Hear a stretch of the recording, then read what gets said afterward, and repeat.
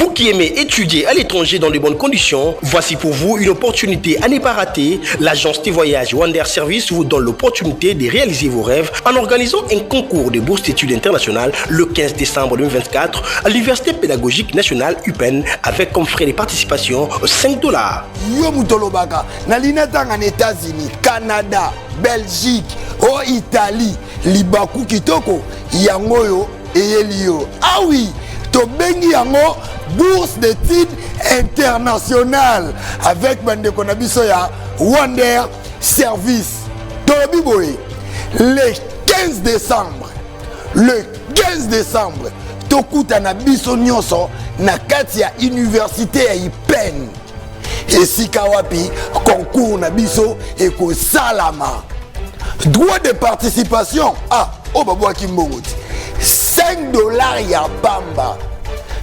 Yaka tenter chance na yo, talisa chance gagner okende kotanga na international. Hâtez-vous car les places sont limitées. Nous avons des partenariats dans des universités de pays tels que la France, le Canada, la Tunisie, la Turquie, la Biélorussie, la Roumanie, l'Australie, Luxembourg et puis il y en a vraiment plusieurs pays. Voici nos points de vente pour les billets. L'Université pédagogique nationale UPenn, chez Connaît iPhone, l'immeuble Empire sur 24 novembre, King Plaza du côté Socimat ou bien sûr l'avenue Bouta, numéro 171, référence supermarché SN Mart sur rond-point Willery. Pour tout contact, appelez-nous sur 083 28 47 349 083 28 47 349. Wander Service, la voie de vos rêves. Wander Service, vous servir dans le professionnalisme, c'est notre devoir.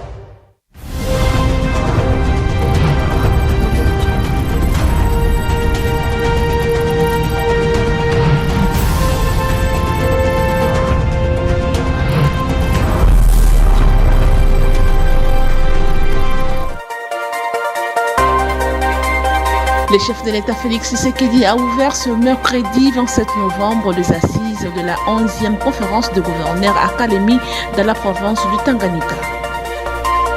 Les collectifs de gouverneurs de province de la République démocratique du Congo, à l'heure de l'ouverture de la 11e conférence de gouverneurs, dit soutenir l'initiative du chef de l'État Félix Tshisekedi, celle du changement de la Constitution.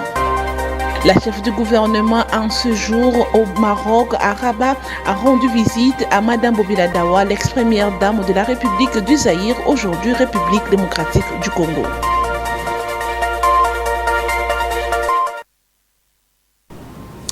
Et reste de vous retrouver encore une fois, mesdames et messieurs, bienvenue dans cette session d'information. Dans l'actualité, le chef de l'État Félix Tshisekedi Tshilombo a ouvert ce mercredi 27 novembre les assises de la 11e conférence de gouverneurs à Kalemi dans la province du Tanganyika. Le plus ample détail dans nos prochaines éditions.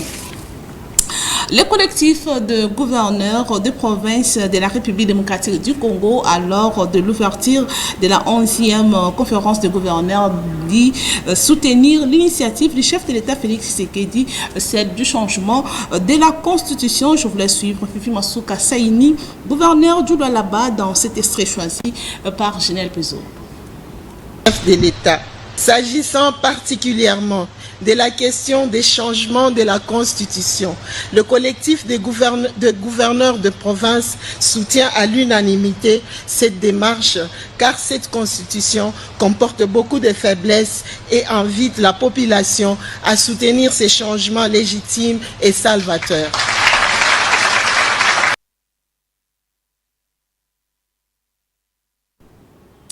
Alors, présent à la 11e conférence de gouverneurs, Jean-Colin Makakala, Paul Lendongolia, Miché Mobongo ainsi que Malou Mobutu, respectivement gouverneurs de la Mongala, Chopo, Nord Kivu, Nord Ubangi plutôt et Sid Ubangi se sont exprimés au micro de Chanel Pezo. Suivez. Aujourd'hui, nous consolidons cette impression de satisfaction car on a suivi avec intérêt les directives du président de la République, chef de l'État, président de la conférence des gouverneurs. Et il nous a orienté sur ce que nous pouvons faire par rapport à la bonne gouvernance. Et la bonne gouvernance, c'est juste une gestion efficace, suivie du contrôle et des sanctions, pour atteindre les objectifs assignés par le grand projet stratégique du PDL 145 territoires. C'est le projet multisectoriel de notre pays qui est censé être exécuté sous les yeux regardants des gouverneurs de province. Et à l'occasion de cette conférence, nous y sommes rassurés par les propos du président de la conférence, son Excellence Félix-Antoine Tshisekedi Tshilombo, président de la République, chef de l'État. Comme je vous ai dit au départ, c'est une obligation constitutionnelle. Donc, nous sommes à la 11e session de la conférence de la. Et ce n'est pas du tourisme qu'on est bénéfique. Nous apportons en tant que gouverneur toutes les questions sensibles de nos provinces respectives. Nous soumettons à la plénière. Et ces états dédiés, nous les traitons en commission. Et après, il y a ces recommandations qui s'ensuivent. Et ces recommandations sont mises en œuvre et en application. Et à la deuxième session de la conférence de gouvernement, nous allons encore nous réunir pour évaluer les niveaux et les degrés d'exécution des recommandations de la 11e session. Donc, c'est pour dire qu'on n'est pas là pour faire le tourisme, mais on est là pour gérer des questions essentielles liées au développement de nos entités. Il s'agit de l'Assemblée provinciale et du gouvernement à travailler dans la cohésion parce que c'est quand il y a le calme, quand il y a la paix qu'on peut s'aimer et attendre une bonne récolte. C'est quand il y a des tiraillements, on pourra s'attendre à une moisson stérile. Alors le chef de l'État a martelé pour une gestion responsable et aussi pour un contrôle rigoureux. Nous croyons que tous les gouverneurs ont compris le message et que les assemblées provinciales ont retenu qu'il faut une cohésion pour que les provinces puissent travailler dans la paix et aller de l'avant pour obtenir un résultat positif que nous appellerons le développement de notre pays. Je pense que le chef de l'État a donné une vision relativement. Nous sommes ici pour non seulement changer un peu les choses, faire en sorte que nous puissions également pérenniser la vision du chef de l'État qui est également non seulement le changement de la Constitution, mais que la gouvernance aussi des provinces soit beaucoup plus effective et moins contraignante qu'elle l'est aujourd'hui. Comme toutes les provinces, j'imagine, la santé est relativement difficile, mais calme. Nous espérons qu'avec la session d'aujourd'hui, nous pourrons prendre des résolutions pour changer la donne de toutes les provinces et la province du Nord. Vous avez été lors de la dernière session. Est-ce qu'avec cette nouvelle session, on peut parler de changement en termes de session de conférence générale? Nous espérons une avancée significative lors de cette session. C'est vrai que les sessions précédentes ont été contraintes par différentes difficultés, mais nous espérons qu'avec l'impulsion que le chef de l'État donne aujourd'hui, nous serons sur la bonne voie et cela va impulser sur le changement de la province. Merci beaucoup. Toujours dans le même registre, quelques présidents des assemblées provinciales se sont exprimés tour à tour au micro de Chanel Pezo, une fois de plus. De regarder dans la même direction pour l'intérêt majeur de la population. Parce que si les deux institutions sont en conflit, c'est la population qui en pâtit. Alors nous sommes obligés, en tant que institution assemblée provinciale et institution gouvernement provincial, nous sommes appelés à regarder dans la même direction et surtout à soutenir la vision du chef de l'État.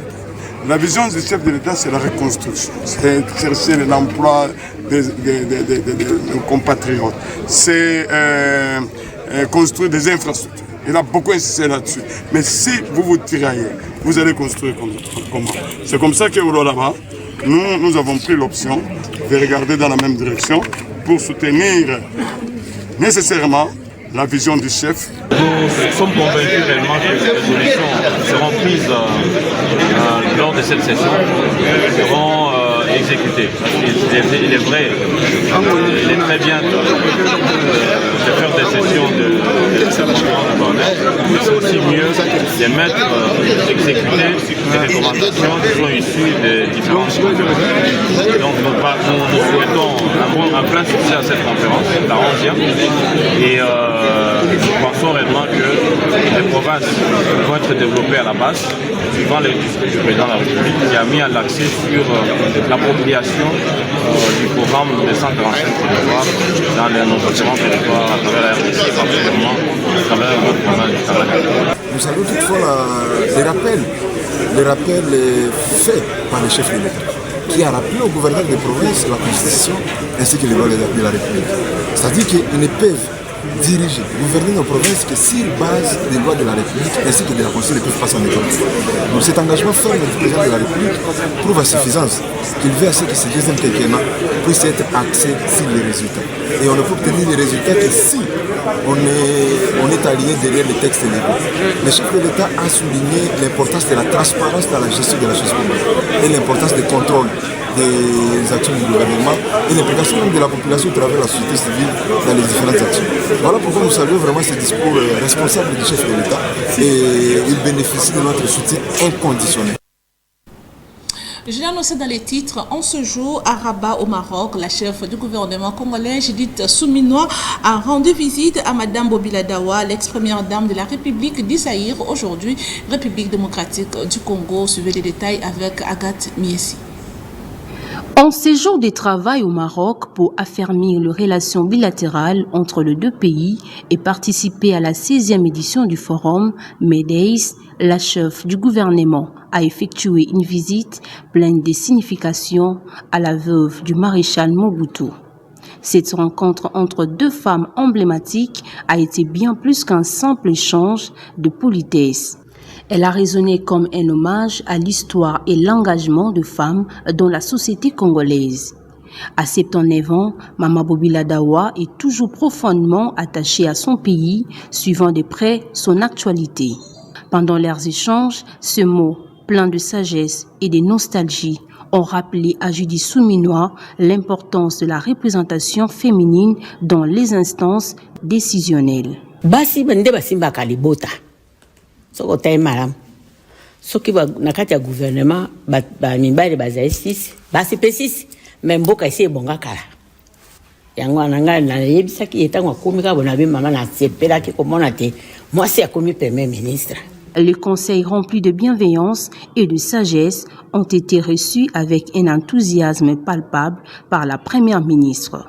À partir du moment où dans mon programme je rencontre les Congolais de Rabat, je ne pouvais pas ne pas rencontrer Maman Bobila Dawa. Elle a quand même été une figure importante dans notre pays et c'était, je pense, juste de pouvoir la voir et d'échanger avec elle. Elle a porté les couleurs de notre pays. Elle continue d'ailleurs à les porter. Vous voyez, hein, maman est là dans sa tenue. Cette rencontre entre Judith Suminwa Tuluka et Mama Bobila Dawa n'était pas seulement une simple visite, mais un symbole puissant de la continuité et de l'héritage de femmes leaders en RDC. De l'autre côté, le ministre d'État en charge des ITP, Maître Alexis Guissaro, a inspecté le voirie de la ville de Kalemi dans la province du Tanganyika, se trouvant dans un état de délabrement. Suivez ce reportage signé Ginelle Bezo. Dans le cadre du séjour de travail du chef de l'État, Félix-Antoine Tshisekedi, à l'occasion de la conférence de gouverneurs à Kalemi dans le Tanganyika, le ministre d'État, ministre des Infrastructures et Travaux Publics, séjourne dans cette ville lacustre, accompagné des responsables de services techniques sous tutelle de son ministère. Homme de terrain, Alexis Guissaro Mouvouni a marqué sa présence dans ce coin du pays, d'abord par la visite de la voirie urbaine et quelques routes tanganikaises. Une tournée qui a débuté au bord du lac Tanganyika, sur le boulevard Lumumba, avec plusieurs arrêts pour constater quelques dégâts causés par le débordement des eaux du lac sur cette belle route maquillée par cette vue lacustre. pour apporter de solutions idoines à ces vagues à répétition qui endommagent la voie. Le patron des ITP décide notamment de la construction des buses sur les axes touchés par cette catastrophe. Il faut sauver cette route, a-t-il souligné, et envisager la reconstruction de l'ensemble des artères de cette partie du pays. Alexis Gisaro Mouvouni a aussi précisé qu'il faut gérer le niveau du lac Tanganyika en procédant au curage régulier de la rivière Lukuga, l'exécutoire naturel. Après son passage sur le boulevard Joseph Kabila, dont l'extension en 2022 a permis la modernisation du pont Lubouye, Alexis Gisaro Mouvouni a poursuivi son périple sur la route nationale numéro 5 dans son tronçon compris entre Kalemi et Manono. Ces travaux lancés en octobre dernier visent notamment à booster l'économie de la province du Tanganyika et ouvrir un nouveau couloir pour la sortie des matières premières. Représenté par le directeur général de la CGT lors du lancement officiel de travaux, le ministre d'État des ITP a tenu personnellement à s'imprégner de ce projet de construction de cette route de 446 km avant le début des travaux de grande envergure. Cette route sera construite sur financement issu du partenariat public-privé obtenu du concessionnaire Faipon. Elle permettra de désenclaver la province de Tanganyika et ses environs. Outre la route, ces projets prennent aussi en compte le remplacement de plusieurs ponts sur ce tronçon. Il s'agissait du ministre d'État en charge des ITP, Alexis Gisaro. Autre chose, le gouverneur militaire de la province de l'Ituri a remis officiellement le DIP au commandant de la PNC et les administrateurs de territoire de l'Ituri, une dotation du président de la République, Félix Tshilombo Tshisekedi, pour renforcer la sécurité dans cette partie de l'état de siège suivi. Au total, 14 jeeps Pempa Neve, un don du chef de l'État, Félix Tshisekedi Tshilombo, au profit de la police nationale congolaise et les administrateurs de territoire. Cette dotation à mobilité vient résoudre le problème des délais d'intervention, a dit le lieutenant-général Luboyan Kanchamadjoni, commandant des opérations militaires en Ituri. C'est une grande opportunité pour nous de remercier le commandant suprême parce qu'il tient pas seulement à l'Ituri, mais aux autres provinces aussi. Mais aujourd'hui, avec cette dotation, je suis sûr qu'un grand problème est résolu, du moins pour la police nationale. Le délai d'intervention. Pour les AT, les administrateurs du territoire, je suis sûr qu'ils pourront non seulement se déporter toutes les localités, mais aussi, chaque fois qu'ils se déplacent, ils pourront se déplacer avec leurs comités locaux.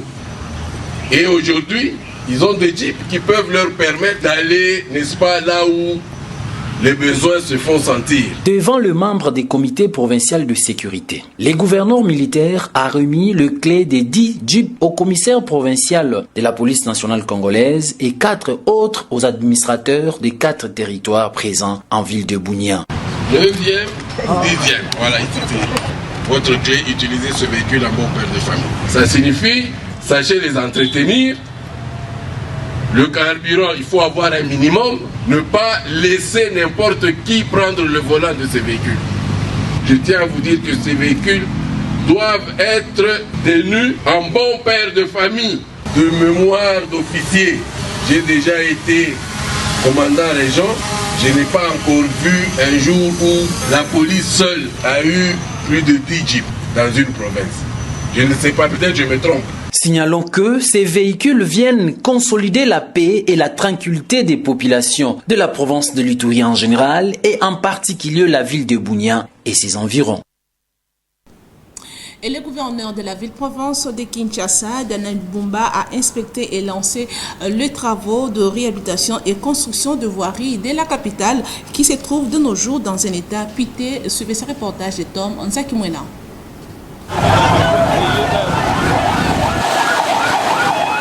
C'est dans le cadre du programme Kinshasa et Zobonga que le gouverneur de la ville-province de Kinshasa, Daniel Bumba, a effectué une visite d'itinérance pour lancer les travaux de réhabilitation et construction de plusieurs routes de la capitale qui se trouvent dans un état piteux. C'était le week-end dernier en présence du vice-gouverneur de la ville ainsi que des ministres provinciaux.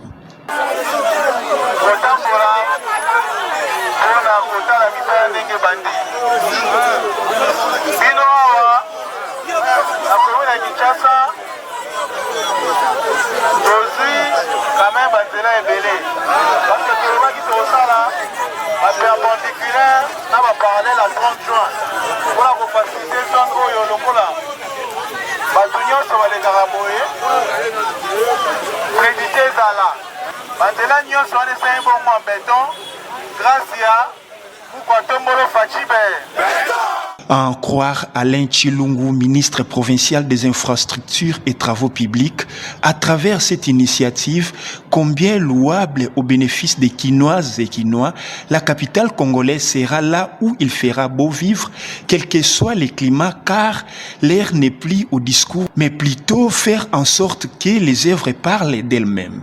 Dans la commune d'Engiringiri, c'est l'avenue Assosa qui est concernée avec 330 mètres allant de Kassavubu jusqu'à l'avenue Makanza. Sur place, le gouverneur Daniel Bumba a pris son temps de discuter avec les jeunes entrepreneurs congolais responsables de l'entreprise Metal Construct qui exécute les travaux sur cet axe routier. Pour rappel, ce vaste programme qui a transformé la ville-province de Kinshasa en un chantier s'inscrit dans le cadre de la vision du chef de l'État, matérialisée par les gouverneurs de la ville-province de Kinshasa, vise à redorer l'image datant de la capitale de la République démocratique du Congo. Autre chose, le sous-chef d'état-major de FARDC, chargé des opérations et commandant des opérations au front nord, le général-major Chico Chitambwe Jérôme a visité mardi l'académie militaire de Kananga dans l'objectif de s'imprégner du déroulement des activités. Suivez ce reportage. D'entrée des jeux, le sous-chef d'état-major en charge des opérations des FARDC a dit toute sa gratitude pour les résultats satisfaisants réalisés par les élèves officiers et stagiaires au test d'évaluation organisé le même dimanche, quelques instants après son arrivée à Kananga. Il les a invités à l'attente de l'ordre de la hiérarchie pour les orientations ou retour à l'unité. La charpente osseuse, les muscles et la peau qui vous couvre appartiennent à l'armée, a déclaré le général-major Chico Chitambwe, qui a pris l'engagement de combattre toutes les antivaleurs. Pour lui, quand les antivaleurs entrent par la porte, l'efficacité de l'armée sort par la fenêtre. Le général-major Chico Chitambwe a par ailleurs promis des sanctions exemplaires de la hiérarchie militaire contre tous les déserteurs et leurs receleurs. Il a été à ce propos complété par le colonel magistrat innocent, auditeur supérieur de l'auditorat militaire de l'ex-Kassai occidental, qui a évoqué quelques dispositions du code pénal militaire sanctionnant les déserteurs, ceux qui les poussent à la désertion et leurs receleurs. Nous sommes une grande armée. Nous devons prendre le devant dans la défense de notre pays, a renchéri ce véritable descendant de Ilunga Mbidi et dont le sang armé circule dans le veine avant de marteler. Il ne suffit pas seulement d'apprendre, il faut toujours revoir ses notes, s'entraîner, regarder l'élan, car vous êtes obligés de pérenniser la formation par les services que vous devez rendre à la nation sous le drapeau. La volonté du commandant suprême, c'est de pacifier notre pays et le plus vite possible. C'est pourquoi il s'est investi lui-même à débourser beaucoup de moyens pour que nous puissions bien faire notre travail. Et pour y arriver, il faudra de l'amour. L'amour d'un militaire envers la patrie ne se déclare pas seulement, mais l'amour devait se manifester. Il s'y est de noter que le commandant secteur opérationnel Grand Kassai, le général Massoudi Hassan Espérant, le commandant de l'académie militaire, général Pouchateo, l'auditeur supérieur du Kassai occidental, le colonel magistrat innocent et le commissaire provincial de la police nationale congolaise PNC Kassai central, le général Léon Bassa, ont pris part à ce briefing qui s'est clôturé par la visite guidée des installations de l'académie militaire de Kananga. Changement ou modification de la constitution de la République démocratique du Congo, Médard Elongo, journaliste et analyste politique, donne son point de vue par rapport aux temps et circonstances actuelles du pays. Il est au micro de Christian Lissou. Merci beaucoup pour cette occasion de m'exprimer. Je pense que le chef de l'État est dans ce droit de proposer un changement ou une révision de constitution. Mais ce que le chef de l'État et sa famille politique doivent faire, c'est que d'expliquer au peuple congolais les bonnes raisons qui font à ce que l'on arrive au changement ou à la révision de la Constitution.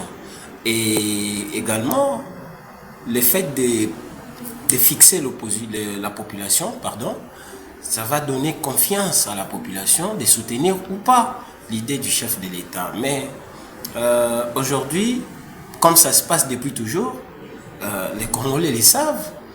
Ils savent que déjà au deuxième mandat, vers la fin, l'idée, c'est de s'éterniser au pouvoir. Peut-être qu'il n'est pas l'intention du chef de l'État. Alors, pour pouvoir aider le peuple congolais, il serait mieux de sensibiliser la population sur ce qui bloque,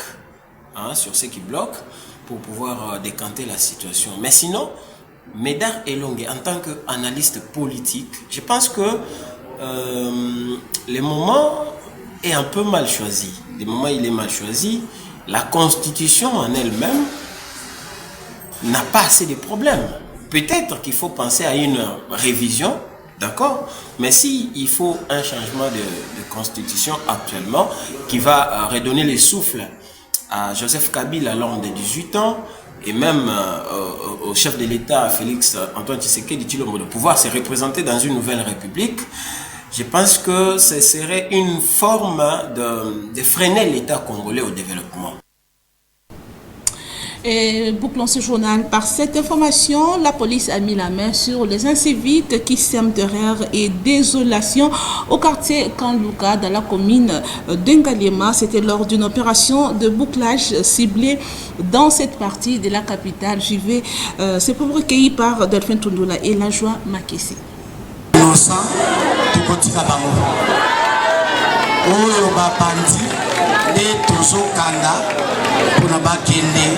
la procédure à flagrance, bakosamba liboso ya susi. Ezali boite. Ok.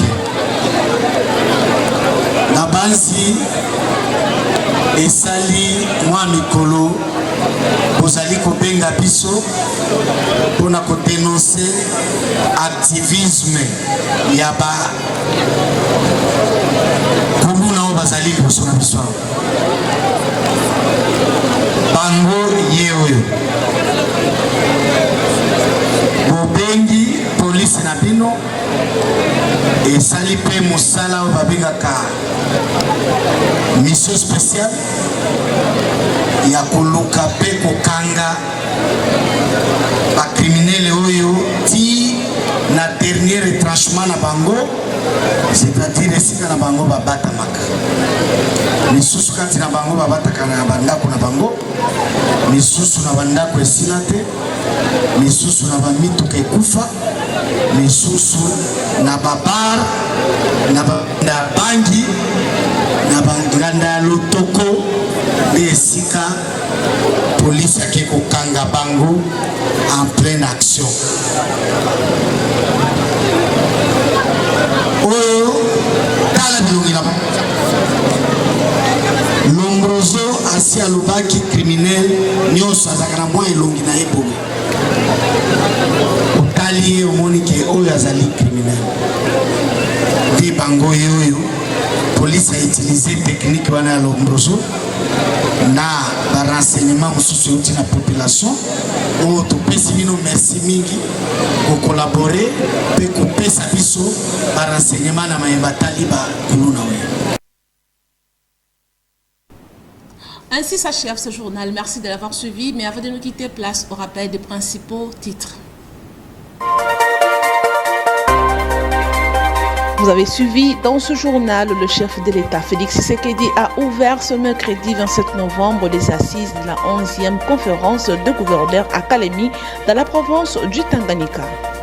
Mais aussi les collectifs de gouverneurs des provinces de la République démocratique du Congo, à l'heure de l'ouverture de la 11e conférence de gouverneurs, dit soutenir l'initiative du chef de l'État, Félix Tshisekedi, celle du changement de la Constitution. Et enfin, en ce jour, au Maroc, la chef du gouvernement congolais, Judith Souminois, a rendu visite à Madame Bobila Dawa, l'ex-première dame de la République d'Isaïr, aujourd'hui République démocratique du Congo.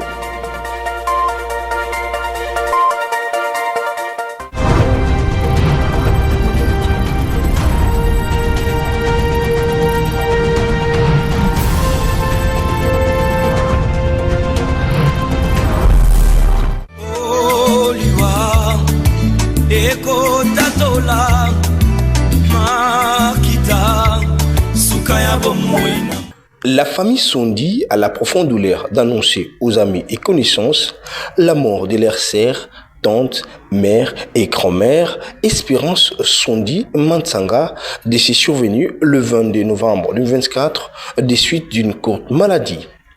Le programme des obsèques se présente comme suit. Le vendredi 6 novembre, veillée mortuaire dans la salle Mpoya, référence Elingesa. Le samedi 7 décembre 2024, levée du corps de la morgue d'Ngiringiride pour l'enterrement au cimetière Chemin de Paradis.